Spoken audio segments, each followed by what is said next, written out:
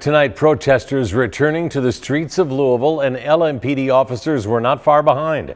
WDRB's Chad Mills explains why some of those protesters, including David McAtee's brother, are spending the night in jail. Chad?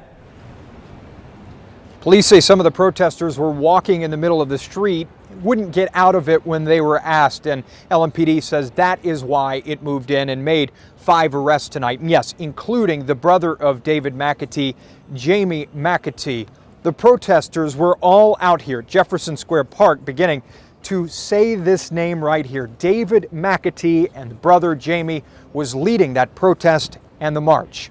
Around 7 o'clock, McAtee and the protesters met up at the park just one day after the Commonwealth's attorney announced there would be no state criminal charges in David McAtee's case. McAtee, the barbecue restaurant owner, was killed almost a year ago during an exchange of gunfire with police and National Guard members at his restaurant at 26th and Broadway.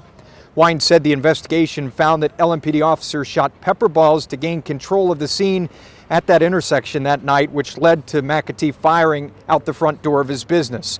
Wine says that's when the officers and members of the National Guard returned fire in self-defense, and he says a shot from an unknown guardsman hit and killed David McAtee. Jamie McAtee, the brother, before he was arrested tonight, told me he won't stop fighting for police accountability. You're supposed to be able to accept your accountability for any and everything that goes on.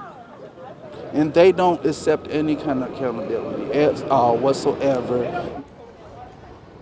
Minutes after that interview, protesters marched toward 26th and Broadway, and LMPD moved in just minutes later. A few of the 5 are recharged with resisting an arrest and or disorderly conduct. McAtee charged with unlawful assembly and a pedestrian in the roadway. You can see we're across the street from Metro Corrections, where some of the protesters who were not arrested tonight await the release of those who were.